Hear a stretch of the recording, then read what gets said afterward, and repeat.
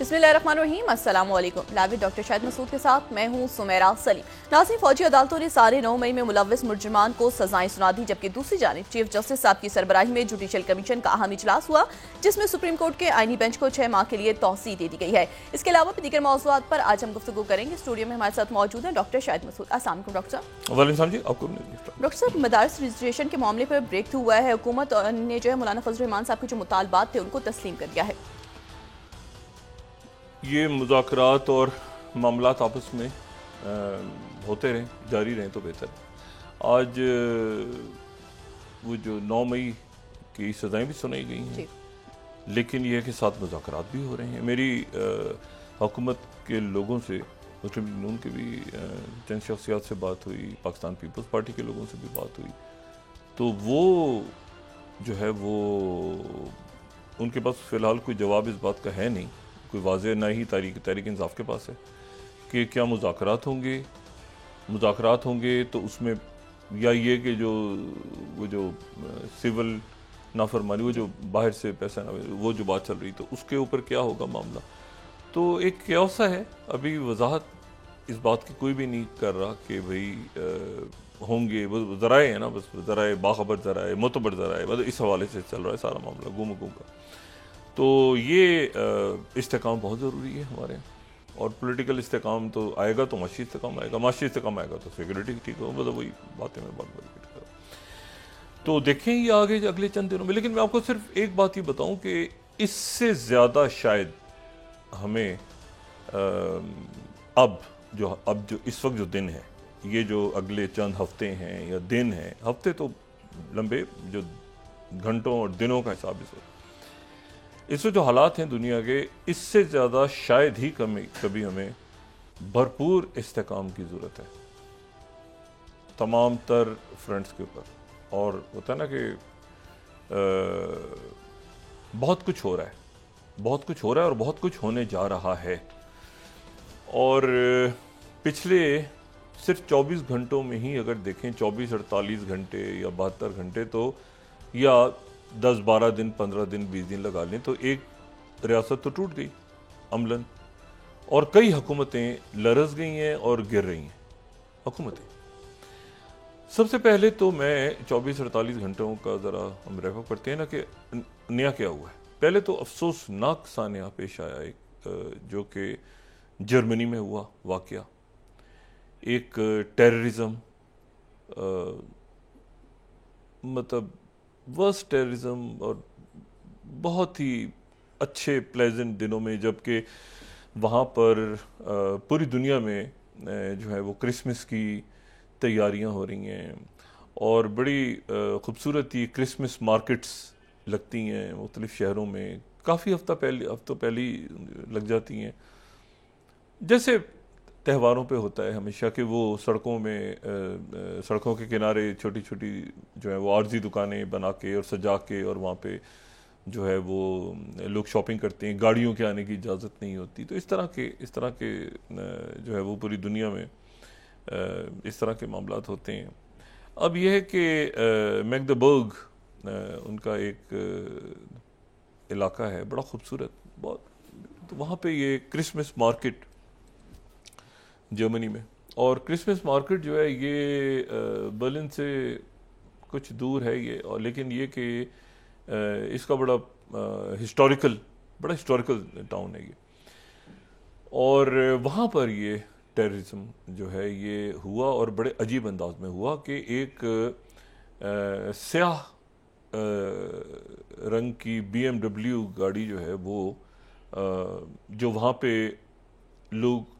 Shopping कर रहे थे, एंजॉय कर रहे थे, क्रिसमस का हॉलीडे सीजन है, तो वो BMW जो है वो उसने सड़क पे वॉक करते हुए लोगों के ऊपर गाड़ी चढ़ा दी, और उसमें कई दुकानें और उसमें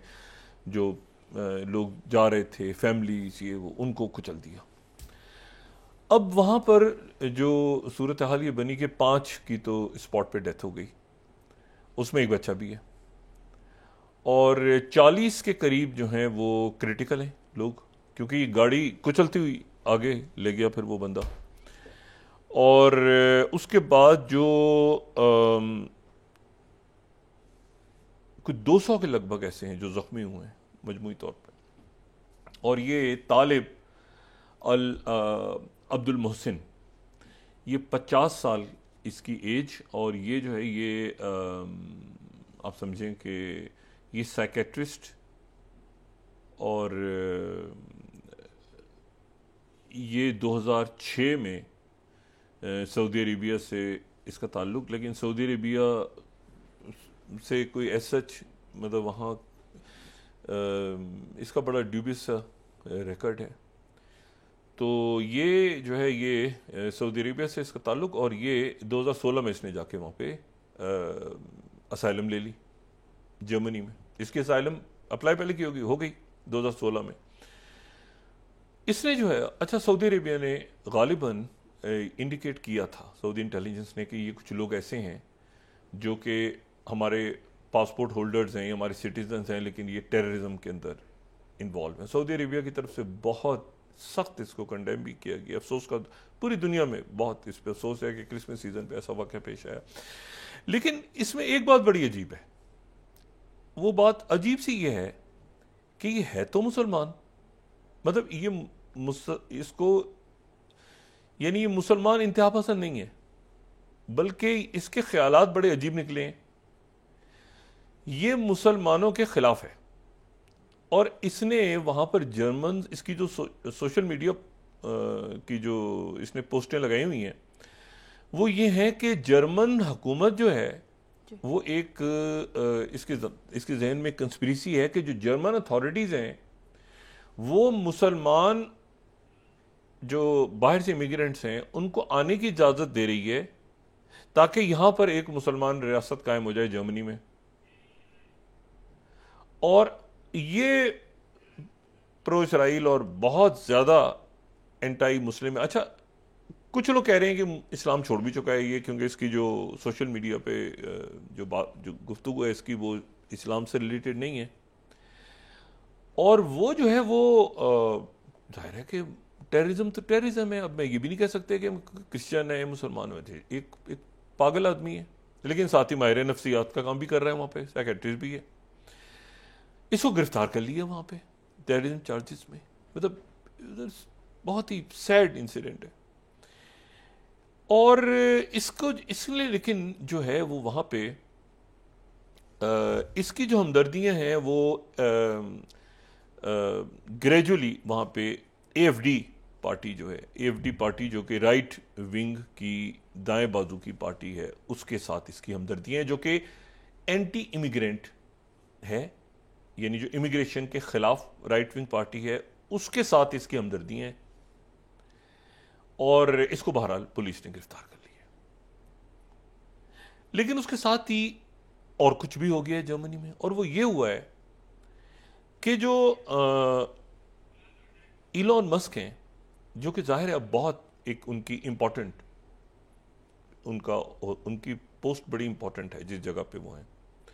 क्योंकि उनकी पोस्ट ये है कि तमाम हुकूमत, तमाम जो डिपार्टमेंट्स हैं उनके ऊपर एक जो रिफॉर्म करेंगे वो उसको हेड कर रहे हैं। मतलब इलॉन मस्क की जो पोजीशन है, उन्होंने ट्वीट किया कि only the AFD can save Germany, यानी जर्मनी की पॉलिटिक्स के ऊपर उनका, ये वो पार्टी AFD है जो कि जर्मनी में ऑपोजिशन में है और जो राइट विंग है, और जिसकी सरबराह जो हैं ये एलिस विदेल, ये बड़ी पढ़ी लिखी खातून है, इन्होंने डॉक्टरेट वगैरह भी की, बैंक ऑफ चाइना में काफ़ी साल इन्होंने काम भी किया है, और ये एंटी इमिग्रेंट हैं, और इतनी ज़्यादा एंटी इमिग्रेंट, और यानी इनका जो रुझान है वो इतना ज़्यादा टूवर्ड्स नाजीज है कि वो जो राइट विंग की जो पार्लियामेंटेरियंस की पूरा अलायंस है यूरोप में, वो इनको अलाउ नहीं करता। अब जना इलॉन मस्क साहब ने ट्वीट कर दिया कि only AFD can save Germany. अच्छा, यहां से जो है वो बहुत ही एक, क्योंकि जर्मन हुकूमत तो हिली हुई है ना, पहले हिले हुए हैं वो ऑल शोल्ज जो है वो अपने उनके चांसलर जो हैं, उन्होंने वो जब से उसको हटाया है अपने वजीर ख़जाना को, तो उसके बाद से उन्होंने स्लैप इलेक्शन कॉल कर दिए पैनिक में। वो जैसे मैक्रों की पोजीशन बनी कि राइट विंग बढ़ रहे हैं तो मैं पहले इलेक्शन कर, तो दो बड़ी हुकूमतें जो कि यूरोप के अंदर मजबूत तरीन हुकूमतें हैं वो इस वक्त हिली हुई हैं, यूरोप हिला हुआ है। इन्होंने जनाब जाके जो ये सेकंड नंबर पे जो अपोजिशन पार्टी है इस वक्त राइट विंग की, उसके इलॉन मस्क ने कहा कि से वो जर्मनी को बचा सकती है। अच्छा, फिर वो कहते हैं ना कि insult to adding insult to injury, वो उसके बाद जब ये सानिया पेश आ गया तो उसके ऊपर जो है वो उन्होंने मजीद जो है वो इनको कहा कि ये तो एक फूल आदमी है और ही मस्ट रिजाइन, यानी जर्मन चांसलर जो हैं उनको ये इलॉन मस्क ने कहा कि इसको तो रिजाइन कर देना चाहिए, बेवकूफ़ आदमी है। अच्छा, अब इशू ये है कि ये इसके ऊपर फिर जो प्रेस कॉन्फ्रेंस हुई जर्मन चांसलर की, उन्होंने नाम लिए बगैर ये कहा कि जर्मनी जो है वो आज़ादी इज़हार राय पे यकीन रखता है, लेकिन यह है कि जो अब यहाँ पे कैसे आगे जर्मनी ने चलना है, और हम यहाँ पे सोशल मीडिया पे सच भी होता है गलत भी होता है पॉलिटिकल, लेकिन इलॉन मस्क के इस मैसेज के बाद वो जर्मनी हिला हुआ है, क्योंकि जो अपोजिशन जमात है उसको उन्होंने इलॉन मस्क ने कहा कि यही जो है ये बचा सकता। अच्छा, ये जो एफडी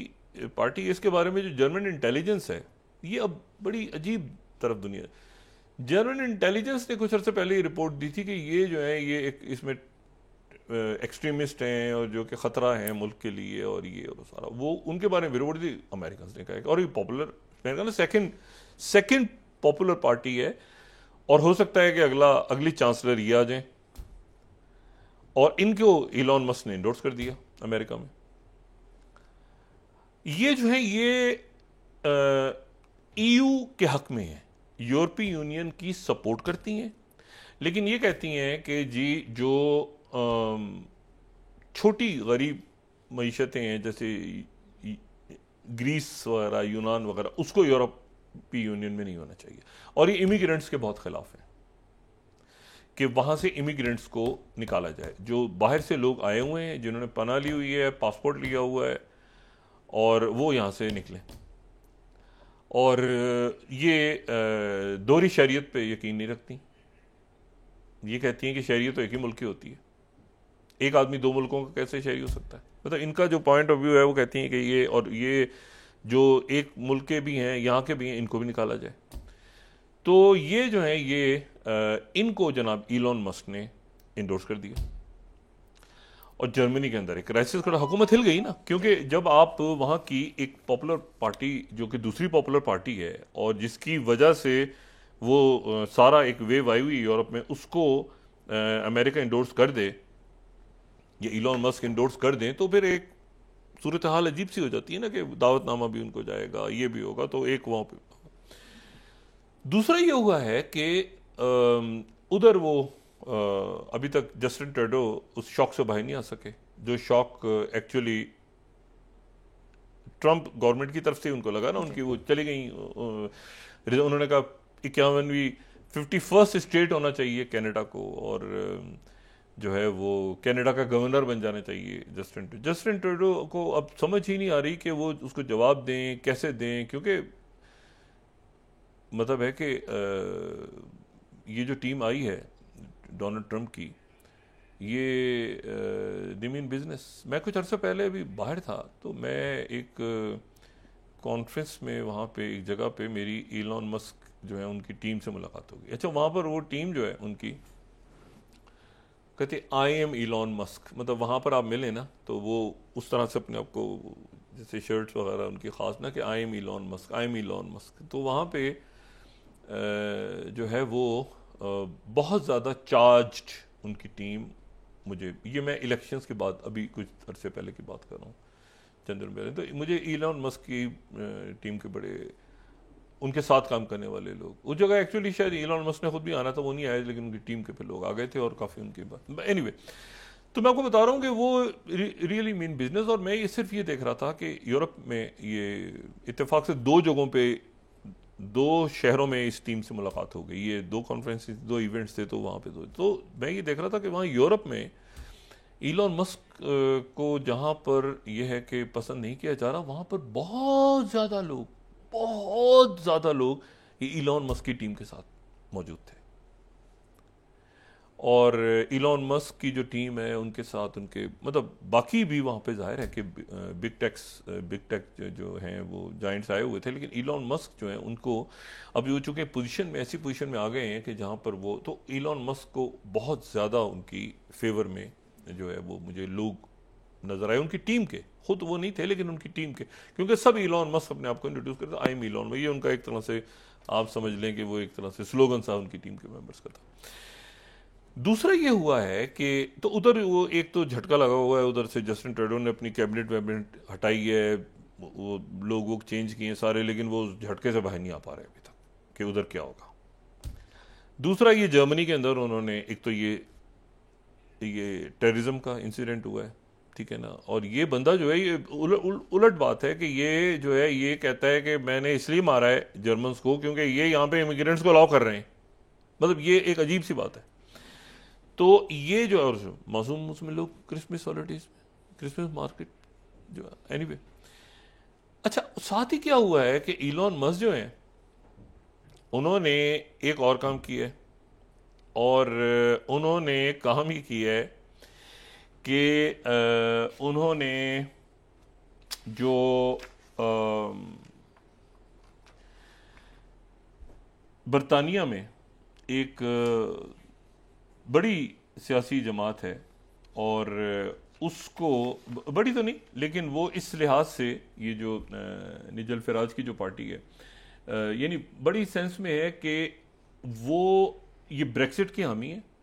ये पार्टी, और साथ ही ये खुद एक बड़े अमीर शख्स हैं, और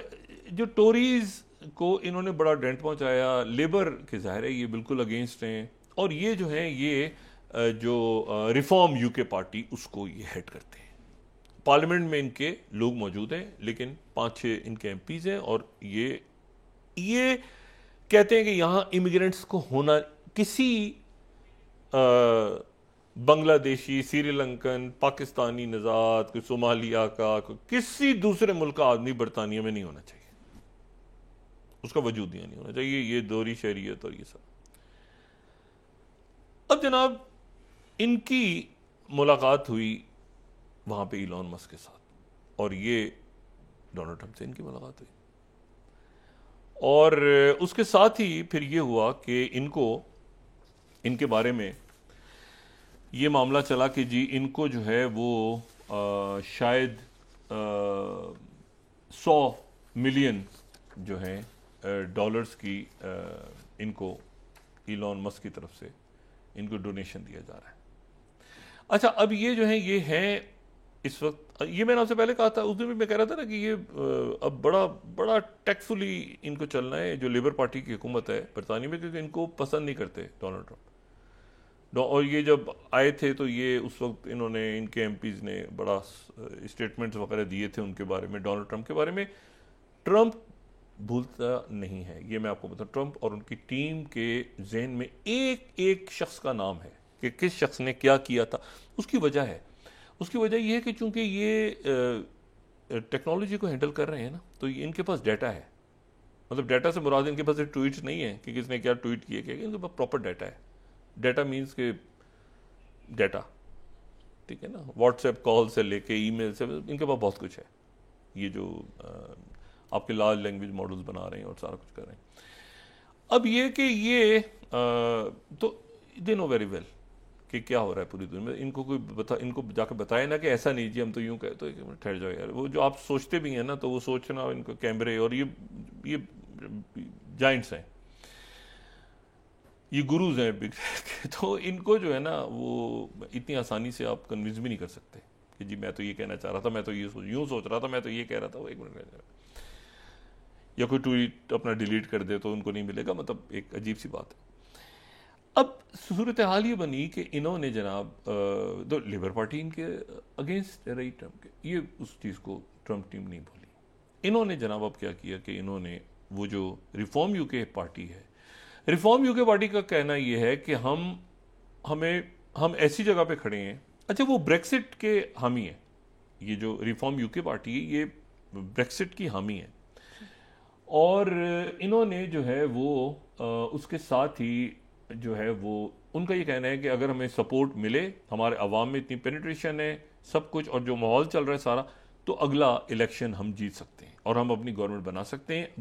हैं या नहीं बना सकते वो अलग बात है। लेकिन जो ये गवर्नमेंट है ये हिली हुई है बरतानिया में, कनाडा,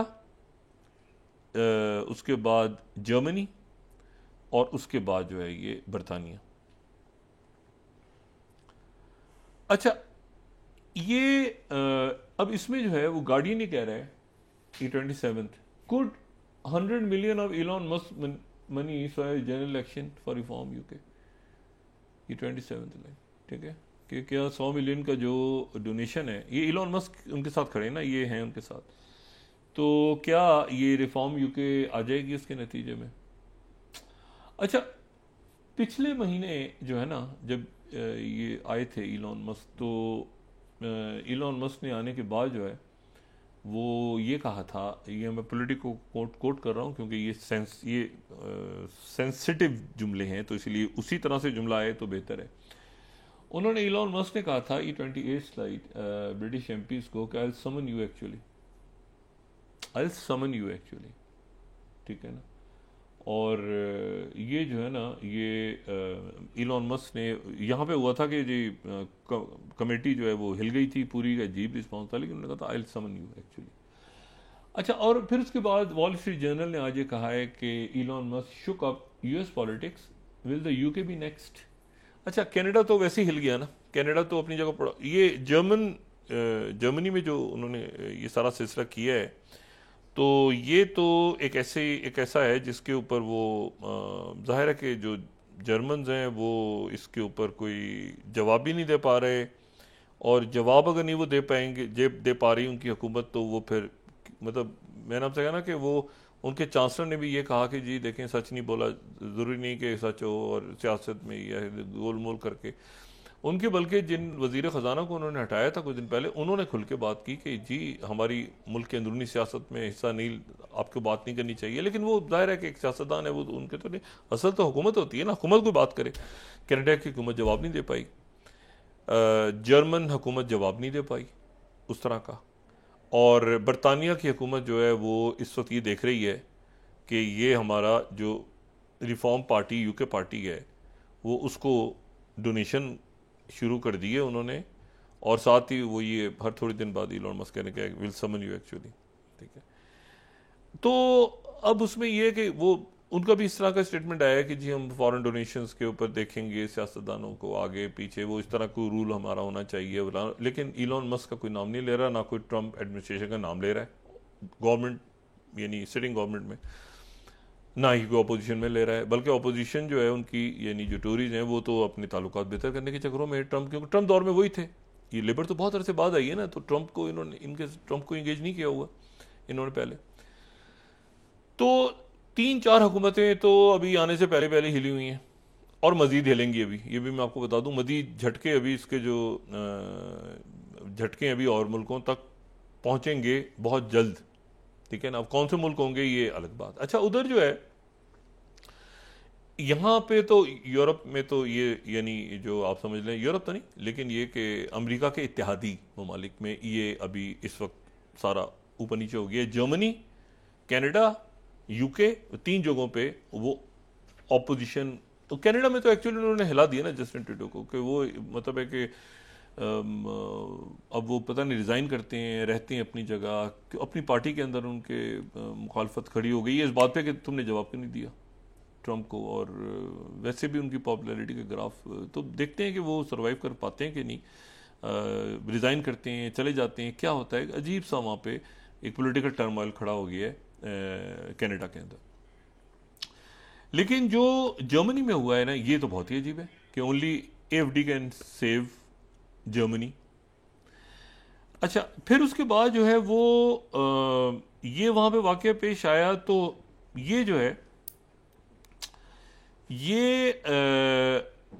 अच्छा, ये प्रो AfD है बंदा, ये ध्यान में रखें, जिस जिसने गाड़ी के नीचे कुचला है ये प्रो AFD यानी वो राइट विंगर यानी जो इंतहा पसंद हैं उनका या दाएं बाजू या जो भी कहें, मैं इंतहा पसंद इसलिए कह रहा हूँ कि जर्मन इंटेलिजेंस ने उनको इंतहा पसंद कहा हुआ है, टेररिज्म में डाला हुआ है, लेकिन वो पार्टी जो पॉपुलर है और वो पार्टी जो है उसको सपोर्ट कर रही है ट्रम्प एडमिनिस्ट्रेशन। उसके साथ ही जो EU को एक मैसेज किया है जो कि ज़रा मुस्बत है। वो मुस्बत मैसेज ये है कि ट्रम्प की टीम ने यूरोप में ये मैसेज दिया है कि जी हम चाहते हैं कि नेटो में हम रहें, सपोर्ट सारी करें, लेकिन 5% आपको अपना ये जो ब्रेक पे जाने से पहले मैं हम दिखा सकें कि इसमें अगर ये देखें ना तो ये 5% तो कोई भी नहीं है मेरे ख्याल से। ये सेकंड स्लाइड हम देखें तो ये 4% मैक्सिमम पोलैंड सब दे रहा है पैसे, बाकी सारे 2% से कम GDP के 2% से कम दे रहे हैं। तो उन्होंने कहा है कि अगर 5% और GDP का 5% अगर यूरोप दे तो फिर हम जो है वो नेटो के अंदर सोच सकते हैं कि अमेरिका नेटो में रहे, लेकिन 5% देना होगा। अच्छा ये अब देखिए ना 2%, 2%, 2.5%, 2.25%, ये इस तरह से नेटो में शेयरिंग हो रही है सारे मुल्कों की। तो 5% उनके 5% एडिशन है, इतना पैसा नेटो में डालोगे तो अमेरिका साथ आ सकता है, वरना ये क्या। तो ये उनकी टीम ने मैसेज दी है। तो कई मुल्क इटली और इवन कनाडा और बाकी बेल्जियम वगैरह तो इतनी स्पेंडिंग उनकी नहीं है, उनकी इकोनॉमीज इतनी नहीं है कि वो इतना ज़्यादा बजट के अपनी GDP रेशो का ये, लेकिन उनकी टीम ने मैसेज कन्वे किया है कि हम नेटो में रहेंगे लेकिन पैसे बढ़ा दो। तो ये थोड़ा सा अच्छा भी है बुरा भी है, ये अजीब सा मैसेज वहाँ पे गया है। अब ज़रा वक्फा लें तो फिर देखते हैं कि सीरिया में क्या हुआ है जी, देखिए असद के जाने के बाद। जी जी नाज़रीन वापस आते हैं एक छोटे से ब्रेक के बाद।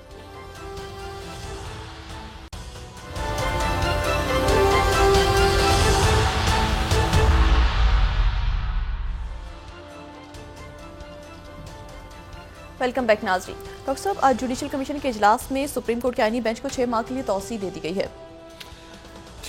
ये बहुत कुछ होना है अभी, मैं आपको बता रहा हूँ ना। देखें ये जो पूरी दुनिया में एक बड़े लेवल पे तब्दीलियाँ आ रही हैं इस वक्त, उस तनाजुर में देखें तो ये बड़े छोटे इश्यूज हैं। ये मतलब ये एक मैन मेड क्राइसिस यहाँ पे क्रिएट है पाकिस्तान में, और शायद हमारे यहाँ पे जो अकाबरीन है उनको यकीनन अंदाज़ा होना चाहिए कि क्या सूरत हाल यहाँ पे दुनिया में रीजन में डेवलप हो रही है। ये जो ये बंदा है ना जो अब अपने आप को अहमद शरवर करके, इसने अपना नाम ज़ाहिर बदल लिया क्योंकि जो जुनानी है वो ये नाम चूँकि टेररिज्म की लिस्ट पे, तो बार बार रिलीफ इनसे कल मिली। स्टेट डिपार्टमेंट का डेलीगेशन, US स्टेट डिपार्टमेंट का डेलीगेशन मिला, इनसे मुलाकात हुई और साथ ही इनके सर के ऊपर जो कीमत रखी हुई थी 10 मिलियन या जो भी कीमत थी वो अमेरिका ने हटा दी। यानी और ये साथ ही कि जी दोबारा जो है वो पाबंदियाँ ये ख़त्म होनी चाहिए और हमें आगे बढ़ना चाहिए। उन्होंने यकीन दहानी करा दी कि जी मैं अमेरिका या उसके किसी भी इत्तेहादी के खिलाफ कोई कार्रवाई नहीं करूँगा। तो अमेरिका ने उनका नाम निकाल दिया दहशतगर्दी की लिस्ट से। यानी ये वो बंदा है जो अबू मुसाब जरकावी यानी अबू गरैब जेल पे चले जाएं, कहाँ से मैं शुरू करूँ उसकी कहानी। अबू मुसाब जरकावी जो है वो अबू गरैब जेल और फिर उसके बाद सारे वो मामला वहाँ से, तो ये वहाँ पे रहा और वहाँ पे रहने के बाद एन जब सीरिया के अंदर हंगामे शुरू होने थे तो इसको ये वहाँ से रिहा हो गया। और फिर उसके बाद ये दाइश और अबू बगदादी और फिर अहमद जवारी और फिर वो करते करते टेररिज्म की लिस्ट आगे पीछे करते करते अभी ये डेमास्कस में आके बैठ गए और डेमास्कस में आके जो है वो। लेकिन एक मसला है, मसला ये है कि अमेरिकन ने नाम तो इसका निकाल दिया, लेकिन ये जो है ये इसके साथ जो मुसाद है वो इजी नहीं है। मुसाद जो है वो इसके साथ बहुत कंफर्टेबल, वहाँ की जो डायनेमिक्स है ना वो बड़ी डिफरेंट है। मतलब मिसाल के तौर पे जैसे उनका शायद कुछ और प्लान था, वो CIA और मुसाद हर जगह पे एक साथ तो नहीं चलते ना, ये अपनी अपनी इनके होती हैं। तो ये बहुत ज़्यादा शायद ये यानी जो मोसाद है उनका ख्याल ये है कि ये बहुत देर तक ये दबाव बर्दाश्त नहीं कर पाएगा। जो आसपास की सूरत हाल है कि जिसमें ये देखो ना, जो दरा का एक सूबा है उनका, ये दरा का जो इलाका है ये है जो बिल्कुल गोलान से आप अगर उतर के नीचे ज़मीनी इलाके पे आ जाएं तो वहाँ पर भी दरा का इलाका है और ये जॉर्डन के साथ इसका बॉर्डर। वहाँ पे आज जो है वो वहाँ पे 2 गाँव जो थे उन पे कब्जा कर लिया इसराइल ने। वो इसराइल आगे तो वहाँ पर मुजाहरा हुआ तो इसराइल ने फिर वहाँ पर इसराइली फ़ौज ने वो दर्रा के गांव में जो है वो फायरिंग की और वहाँ पे जो है वो लोग शहीद हो गए। यानी ये मैं आपसे बात कर रहा हूँ, ये गोलान की पहाड़ियाँ नहीं आगे। अच्छा, अब जो दुरूज़ है ना वहाँ पे, दुरूज़ भी एक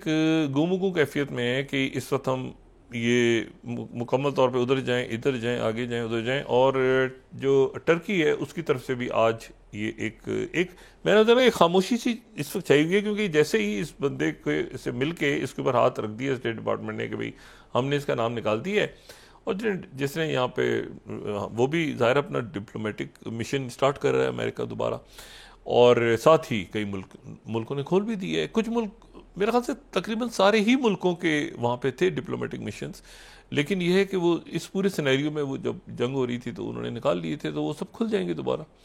लेकिन यह है कि आगे जो है अब 2 फौजें खड़ी हैं, बल्कि 3 खड़ी हैं। एक तो खड़ी है ये 1 2 3 4 खड़ी हैं, बल्कि 4 फौजें खड़ी हैं। एक तरफ तो वो कुर्द हैं, वो जो SNF वाले, एक SDF वाले हैं, एक जो है ये इसराइली फ़ौज है, और एक ये खुद हरकतुल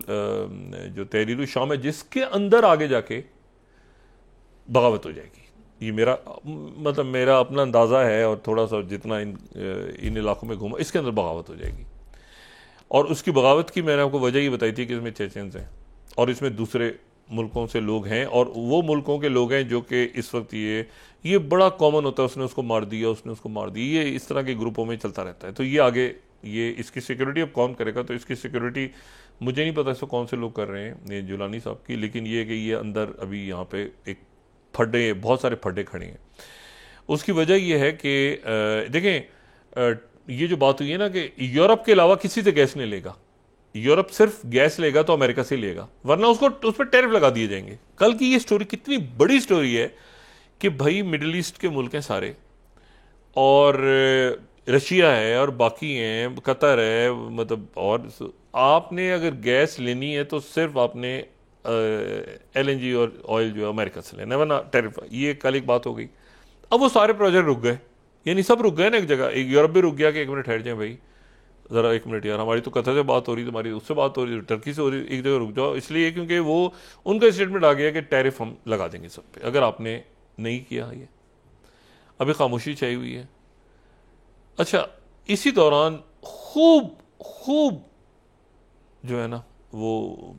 बॉम्बिंग हो रही है यूक्रेन पे, और यूक्रेन पे बॉम्बिंग हो रही है, और काफ़ी बड़े इलाके जो हैं वो पुतिन वहाँ से तेज़ी के साथ लेके जा रहे हैं। और ये जो यहाँ पर एक सिनेरियो डेवलप हो रहा है ना, जो मिडिल ईस्ट फिर वही बात कि यूरोप के तनाजुर में यूरोप ही यहाँ पर ज़ाहिर है कि रहा है बड़े अरसे, तो मिडिल ईस्ट का उन्होंने नाम दे दिया। ऑटोमन्स तो यकीनन इसको मिडिल ईस्ट नहीं कहते थे, तो उनका तो मिडिल ईस्ट ये है भी नहीं, उनकी एम्पायर का तो ये हिस्सा था पूरा मिडिल ईस्ट। अच्छा, अब ये है कि वो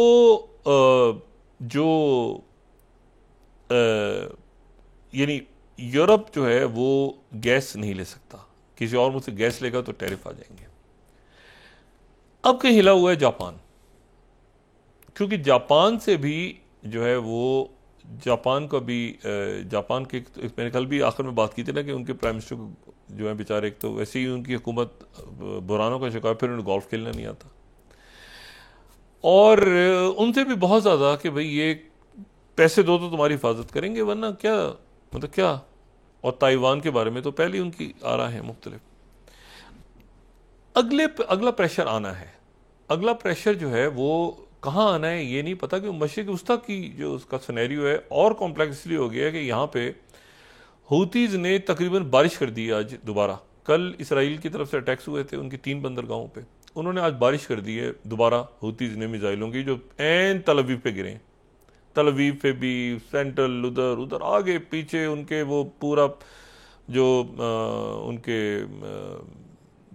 सारा जो आयरन डोम वोम ये वो एग्जॉस्ट हुए हैं, वो जाहिर है कि वो इसराइली फौज कभी पहाड़ों में चढ़ती है, गज़ा में घुसती है, इधर जाती है उधर जाती है, फंसे हुए हैं, वो जाहिर सी बात है। यही सिचुएशन क्रिएट हो गई है यूक्रेन के अंदर कि यूक्रेन के अंदर वो मतलब अब एग्जॉस्ट हो गए हैं ना, कहाँ तक आप लड़ेंगे, मतलब वो पता भी कुछ नहीं, पैसे वो उधर से जो है वो ड्रोन्स गिर रहे हैं और रॉकेट फायर हो रहे हैं और ये हो रहा है और वो हो रहा है सारा, तो मतलब है कि अब एक सिनेरियो ज़रा ख़राब हो रहा है खुद इसराइल के लिए भी कि अब उन्होंने कहा कि हम तो जाके बॉम्बिंग करते हैं। अच्छा, अब ये कि वो ईरान के ऊपर करेंगे तो क्या होगा, आगे से क्या नहीं होगा, और क्या अमेरिका हमने उसने तो कह दिया था कि ईरान पे आप करें, तो ईरान पे अगर करते हैं तो फिर क्या होगा, जवाब कैसे दिया जाएगा, क्या होगा, क्योंकि तैयब अर्दोगन ईरान के सदर से मिल गए, ईरान के सदर कतर से मिले, मतलब ये एक नया सिनेरियो हो जाएगा। और ये ज़हन में रखें कि जो हुतीज़ हैं, हुतीज़ यहाँ पर हुतीज़ को मुकम्मल प्रोटेक्शन है चाइना की और रशिया की, उनके यहाँ से शिप्स जा रहे हैं। अच्छा, और उसके बाद जो हुतीज़ ने कभी रोका भी ना, कोई अगवा हुए लोग, तो मिसाल के तौर पे जैसे इंडिया के को मसला हुआ तो उन्होंने पाकिस्तान के लोगों ने, पाकिस्तान का हुआ तो इंडिया का, मतलब यहाँ पर जो शिपिंग लेन्स के, यानी जो कोई जंगी जहाज़ों की बात नहीं हो रही, मतलब आम जो है, तो किसी और मुल्क के लोगों ने पाकिस्तान को कॉल किया, पाकिस्तान ने उनको बचाया कि यार मालिए इनको छोड़ दो, जैसे होता है कि वो मतलब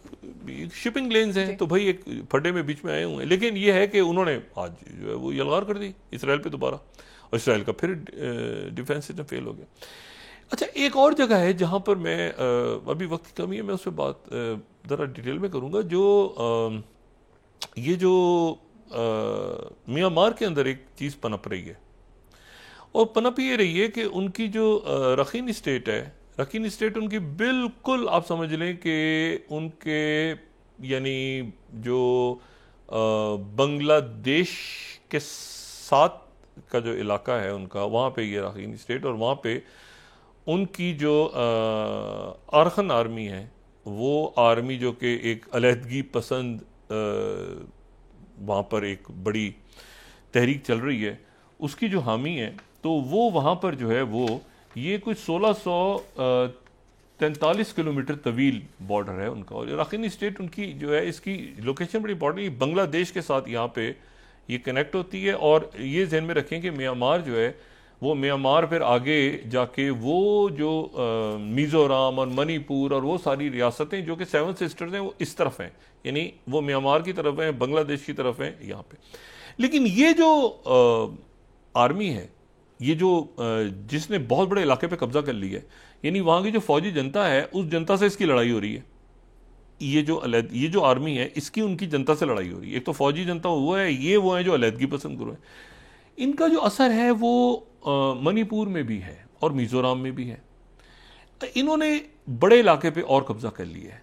और ये इनकी लड़ाई जो है ये आगे जा रही है बड़े इलाके तक। मैं ये बैंकॉक पोस्ट को अगर कोट करूँ ना 17 स्लाइड को, Myanmar rebels claim to hold junta's western headquarters. अच्छा, ये जो है ना, ये अभी एक इसमें राय ये है कि ये जो है ये जो बांग्लादेश का मीडिया है वो रिपोर्ट कर रहा है कि Arakan army 18 slide claims control over Maungdaw Bangladesh border. लेकिन दूसरी जो बात है वो ये है कि जो कलादान का जो प्रोजेक्ट है इंडिया का, उसके ये हामी है, उसकी हमायत करते हैं। यानी ये जो कलादान, ये जो 5th स्लाइड हम देखें ना, तो एक इंडिया का बड़ा इंपॉर्टेंट प्रोजेक्ट है इस पूरे रीजन, इस पूरे इलाके पे। उसमें रोड्स भी हैं शायद, उसमें मतलब उसमें एक कनेक्टिविटी है बड़ी, और वो काफ़ी बड़ा प्रोजेक्ट है वो, और वो उस इलाके में है जो म्यांमार के साथ बॉर्डर लगता है। इन्होंने जो अरकान आर्मी है, ये उस प्रोजेक्ट को इन्होंने सपोर्ट करने का ऐलान कर दिया। ये मैं यहाँ न्यू इंडियन एक्सप्रेस कोट कर रहा हूँ कि Kaladan project can be completed in Myanmar, we have no problem in India, Arakan Army spokesperson. अच्छा, अब ये थोड़ा सा ट्रिकी है, ये ट्रिकी सिनेरियो है कि इन्होंने अगर इंडिया को सपोर्ट कर दिया है तो क्या इंडिया इनको सपोर्ट करेगा विज़ावी जो सिनेरियो वहाँ पे क्रिएट हो रहा है? क्योंकि इसमें मैं आपको बता रहा हूँ कि ये एक ट्रिकी है। ये जो अलहदगी पसंद ग्रुप है ना, ये ट्रिकी है कि ये मणिपुर में और मेतीस के साथ और कुकीज़ के साथ इनका क्या सिलसिला है सारा। तो ये जो जैसे एनडीटीवी कह रहे हैं ना, insurgents from Myanmar civil war versus Manipur ethnic conflict, या जैसे रॉयटर्स खबर दे रहा है 20th के fighters from Myanmar civil war aggravate bitter ethnic conflict in India, वो उस तरफ। एक राय इंडिया में ये है कि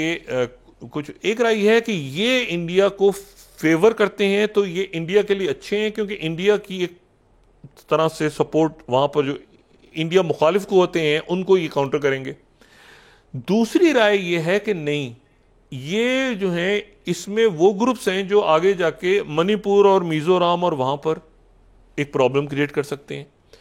तो उस बॉर्डर पे एक इशू है, और उसमें इन्होंने चूंकि मजीद जगह ये घेर रहे हैं, और इनकी चूंकि लड़ाई हो रही है वहां पे उनकी जो फौजी जनता है उसके साथ, तो और बड़ी घमसान की लड़ाई हो रही है। ये बहुत वो इलाका है ना दलदल और ड्रग्स और वेपन्स और स्मगलिंग और क्राइम, और कोई किसी किस्म का कोई मतलब गन्स है हर एक के पास, और वो बहुत ज़्यादा जो है ना, ये आप समझें कि